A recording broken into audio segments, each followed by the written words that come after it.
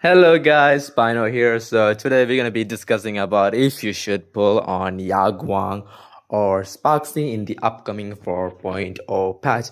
Again, we are going into a new planet and we are also getting a new path and some new characters and if you should pull on them or not.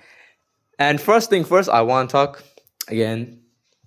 If you don't like Elation as a path or if you don't like Elation path or how the gimmick works, both of them going to be an automatic skip because their main teams will involve other elation unit. Unfortunately, that's how they work. So if you're not going to invest on elation team or if you don't like the gimmick, they're going to be an automatic skip. But if you have interest in the character and if you want to use elation team, well, let's actually look into their kits. Now talking about Yaguan, we already know she's going to be an incredible support for Elation team. Unfortunately, her kit does not work with other units outside Elation, and she is not going to be a universal support like people want her to be. Unfortunately, she will be tied to the Elation gimmick. But in the Elation team, she is going to be a must-have support for the moment, at least, unless they're going to drop another Elation support that can maybe rival her strength. But I don't think that's going to be happening anytime soon anyway. Now, when it comes to her investment, I would always say pick her Eidolons over her signature because her signature is garbage. I think her sig is like a 3 to 4% more damage increase to the team and to herself. So, pretty weak signature. Just use the free signature that you get from the Memories of the Chaos shop or something like that, right? Just get that. That Lycon is perfect for Yaguang.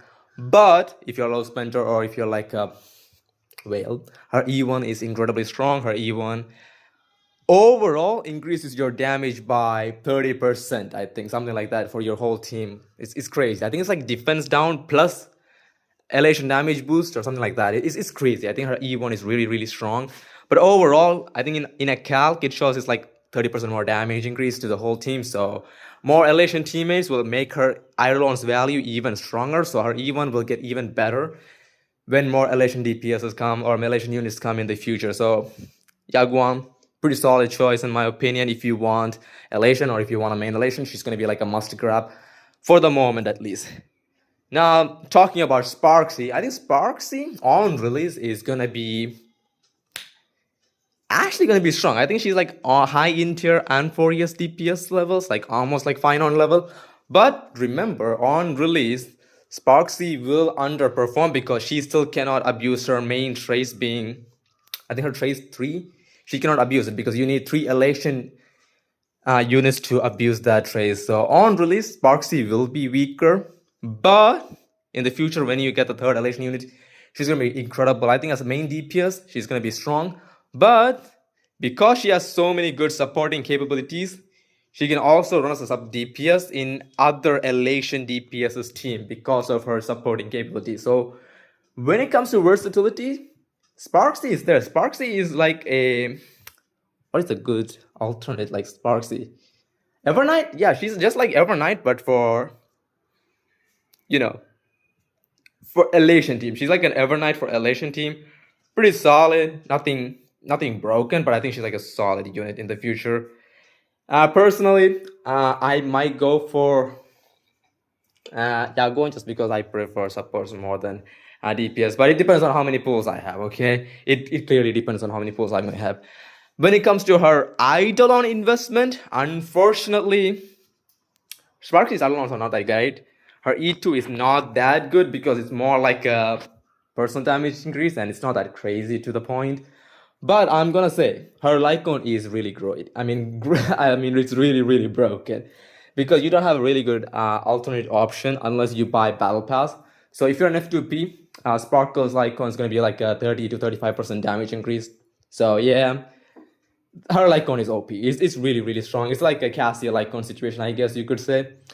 Just because you don't have options, you know? And the Battle Pass one, I think it's like 15 to 20. So if you have the Battle Pass one, you should be fine. But if you are F2P, yeah, her Lycon is going to be a great grab. For her, by the way, not that much for the team overall, but for herself, her damage increase will go up by significantly. But like I said, Sparxie in the future will be even more stronger just because the 3rd elation unit will make her so much stronger because you can stack her punch lines much efficiently without wasting too many skill points. It's really strong. But on release, she will underperform a little bit. but not that much. I think she'll be still fine with Yaguang and Sparkle herself. So yeah, I think both Sparxie and Yaguang on release will be fine. They're not going to be OP, but as time goes, as more elation units will drop, they will get even stronger, I guess.